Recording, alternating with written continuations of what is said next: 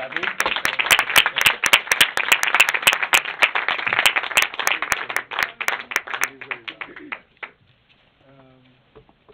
have 3 chairs, so we thought Madhu was going to show up, but she's not here. She's not here? Sorry. She's not coming? I don't think so, but she's not here right now, so. Okay, well, I'll take it. Okay, great.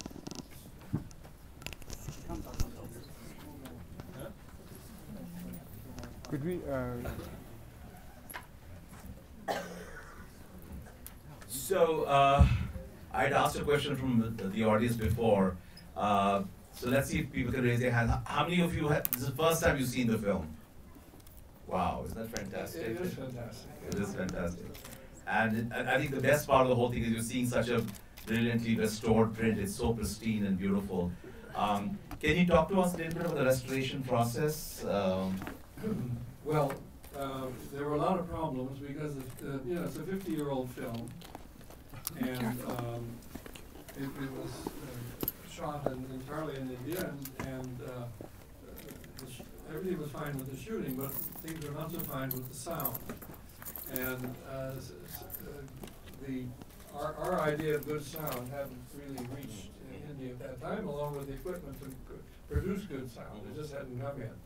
And so it was a little hard in the sound, in areas of sound, cleaning up the tracks and all that kind of thing. And to find a tracks that would be comparable to today, it's not like that. But visually, it looks wonderful, and they did a lot of work on it. And did you work with them? Yeah, in the grading at the end. But when it's all done and they've cleaned it, when they clean these films, they don't do it here for some reason. They do it maybe in Portugal. And sometimes they do it in Bologna in India, or Italy rather. And I don't know why they don't do it here, but they don't. Bologna, there's a whole tradition of well, they do everything wonderful in Bologna to restore films. Right. So Jim, take us back. Well, it's 53 years old film actually. It was released in '65, right? Yeah, it came out in 1965. 65. So yeah. it's and you had the world premiere of the Berlin Film Festival, which was just only 2 months ago. I'm sorry? The world premiere was the Berlin Film Festival. Yes. Yeah, so that was just 2 months ago. And Madhu Jaffrey won the Best Actress Award there, by the way. Right. But take us back to the origins of the idea and the story. Well, that's why I wish Madhur was here. I know. Madhur was such a part of that.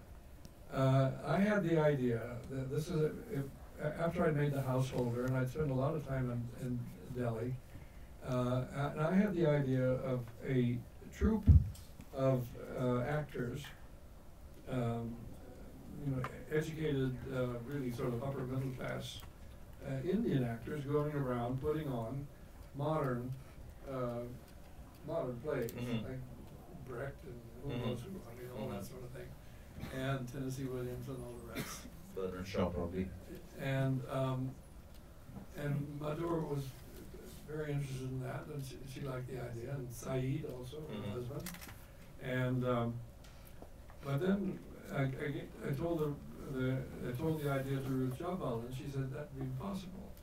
That Indians, I'm just going to tell you what she said. Indians like that, educated Indians of that class, would never ever take the life of roving penniless actors going around India. That they would be so reduced in social status that they might do it for a day, but they would not devote their lives to it. So, but what she liked was the lifelong stories of the Kindles, who had exactly done that, but they were English, and they had gone around India for a decade and a half by that time, putting on Shakespeare everywhere. You knew the Kendalls because. And I knew them because of Shashi Kapoor, because Right. Shashi Kapoor's wife was Jennifer Kendall, who had been in the troupe of Shakespeareana. And so we decided that was the kind of a troupe it ought to be. An English touring company, kind of fallen on evil days, you could say, which it had, in fact. I mean, we're really sort of showing what had happened. And that was that's how it happened. So the Kendalls had stopped performing, but at that time. No, they hadn't stopped. They were well. What the father's talking about at the end, that they would do readings from Shakespeare, or Right. scenes from Shakespeare, and they were doing that kind of thing occasionally, but very very few jobs. So exactly the same thing was happening basically. Yeah. Fewer Indians were watching old Shakespeare Exactly. plays Exactly. because Hindi cinema had become very popular Right. and everything else. Right. And that's interesting. So, and you wrote the script with Ruth, and Ruth was still in India at that time. She was. Yeah. And you were living in New York. I was in New York. How does that work? This is before the internet, before emails, before you had to make trunk calls. Well, you know, it was very hard. It was very hard to make long distance calls to India. I'm from India. You know what it was like Right. in those days. I was very young then, but there was those little air letters, those little blue folded up air Right, letters, right, right. and probably 1,000 went over the course of our writing days. And they would take like about 10 days to reach or something, or yeah. And so everything that had to be said would be put into those little air letters. Right, right, And right. back and forth and back and forth and back and Because forth. I mean, you wrote. Occasionally there would be a trunk call. Some big thing came up, then there would be a. But she would share the script with you, a substantial part. Not really. No, she never did. She never did. In all our years of working together, she never showed me a script before it was done or anything like that. And I didn't want to see it. I wanted the whole script. I didn't want to see it scene at a time, that kind of thing. I know a lot of people do that.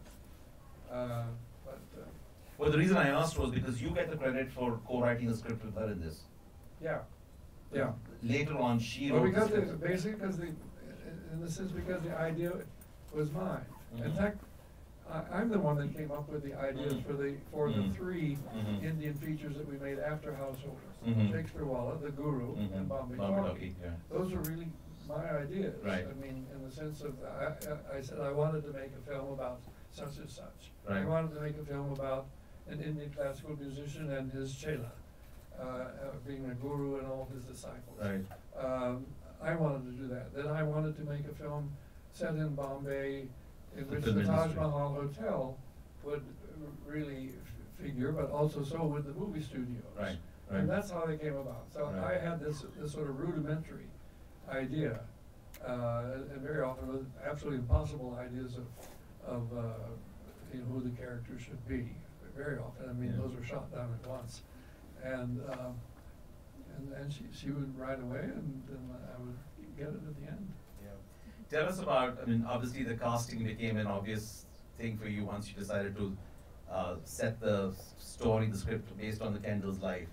But it was like a family there, basically. It was, Jeffrey Kendall and his wife, and their daughter is there. Both the daughters, in fact, Jennifer also plays a They're role. both in. They're both And in their the- son-in-law plays a lead role in the Right, film. right. What was that atmosphere like in directing them all, and the family was there? Well, it was fine, except when it came to Shashi having to make love to his sister-in-law. Right. And she was very young at that time. She was 18. Yeah.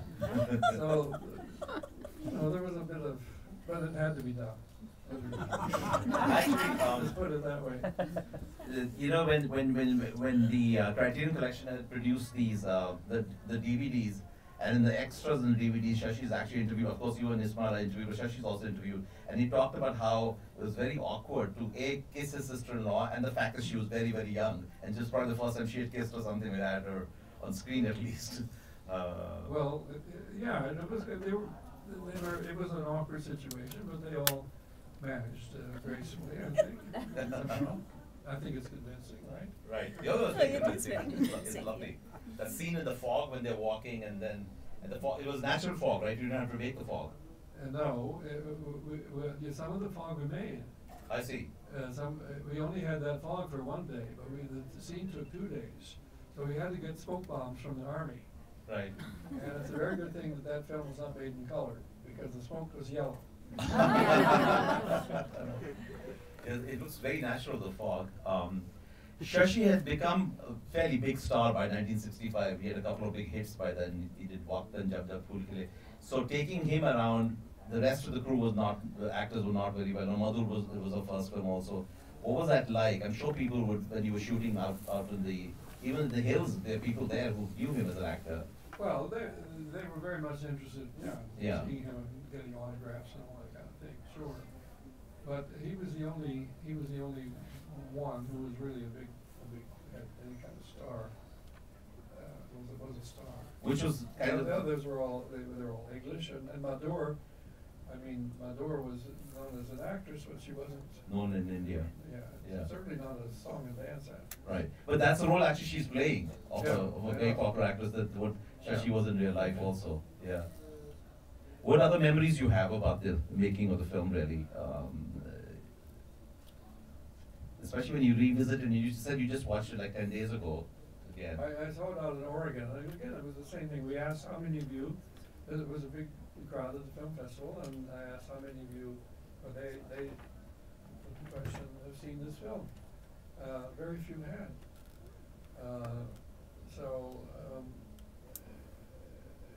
I don't know, it's quite lovely that a film like that is seen after all this time, and people can make a real connection. Right. That's great. But I don't know where Shakespeare Wallah was concerned. There was a lot of trying to find locations. It had been decided very early on that when they go to the hills, they're going to go to Kasali, which the John Wallah knew very well. And so that was okay. And we also knew it was similar. And I had never been to either place. But then when we were not up in the hills, we had to find other places. Maharaja's palace and that kind of thing. And we went around to various palaces in Rajasthan to find the right one. Yeah. The film did really well. I mean, your first film, if my sense is, Householder didn't do that well at the box office. But this was the funny thing is about that is that, Householder did not do well here in New York when it opened. Despite the fact that it was being distributed by Columbia Pictures worldwide, but it just wasn't. It was not a success, and so they didn't release it in England until after Shakespeare Wallah had come out. When Shakespeare Wallah came out and was a big success, then they thought, well, let's release Householder. Let's see. Right. Well, then Householder got wonderful reviews in England. Eventually, yeah. Eventually, yeah. I mean, terrific reviews. Yeah. And I don't know, it probably didn't do very well, but this one did far better, and I think the New York Times also, the review was much stronger than with Householder. I don't think they were very happy about it. They were not happy about it. No. They were not happy. Yeah, but the reception itself, because that sort of changed, although you continued to work in India for a while after that also, but as a team, the Merchant Ivy Productions is usually known for this film as the first film that people sort of recognize you as a production team. Right, that's true. Well, it was a big success in foreign countries also, in France and England, and became very well known. I mean, the French took it up immediately. The French were our great allies on this film. It's an interesting thing. Well, that's great. Cahiers du Cinema, yeah. Oh yeah, okay. They loved it and they wrote about it and it won a prize of the best foreign film and so forth in France. So yeah. With over 40 films that you have, how many films have you directed? Well, if we don't count the TV films, I've done 23 features. You done the Merchant Ivy Productions did about 40 films, I would imagine. Well, and then other directors did other right. So with your 23 films, when you look at this one, and then you of course go on after a while to Room with a View, which took you guys, your company to a different level, and with the Oscars that came in, and congratulations by the way on your Oscar also. But looking back at you being a director for your second film, second feature, do you remember those days and how you progressed since then? Oh, I do indeed. But you must think of one thing, and that is the influence and friendship of Satyajit Ray. I was going to come to that, yeah. I mean, he first helped us with the Householder. Yes. With when we made The Householder, we did it in two versions, a Hindi version and an English version. And then we edited, first we edited the English version, and it was this really unwieldy movie. It was just, everything was packed into it. It was too long, and there was too much dialogue, and all this kind of thing. And we wondered whether if we couldn't just, by this time I knew Ray, and Ray had helped us, our entire crew for The Householder came from Right. Ray, you know, because Right. Ray wasn't making a film at that time. So we inherited his cameraman and sound man and so many people, first assistant director, and well, so many people came. And so we took the film to Ray in Calcutta and packed it up in those big trunks that you used to. In a train. On a train. Went on a train across from Bombay to Calcutta with that film, and Ray liked it, but he said he thought that it needed some trimming here and there, and we said, well, why don't we ask him, could you do that? Could you show us what you would do to the film? And he says, I will, but on one condition, and that is you let me do what I think I should do, and you stay out of it. In a sense of don't come in and say, no, I don't like that, or why are you doing that, but just stay out of it. You sat and watched him do it though. Yeah, we were in the editing room with his editor, and they recut the film. It was his, mainly Ray's idea, and they turned it into a flashback. The film, the story of The Householder was told in the usual sort of narrative way, and Ray saw ways by turning it into a flashback that we could shorten the film and we could do all kinds of things that he thought it needed and it would be helpful. And he was very much involved in the film and then was involved in the music of it as well. So when it came time to do Shakespeare Wallah, I asked him whether he would compose the music for it, and he said he would. And so, and he liked Shakespeare Wallah very much, but I remember I also had some here and there. He said, you know, Jim, it drags a little bit here and there. I mean,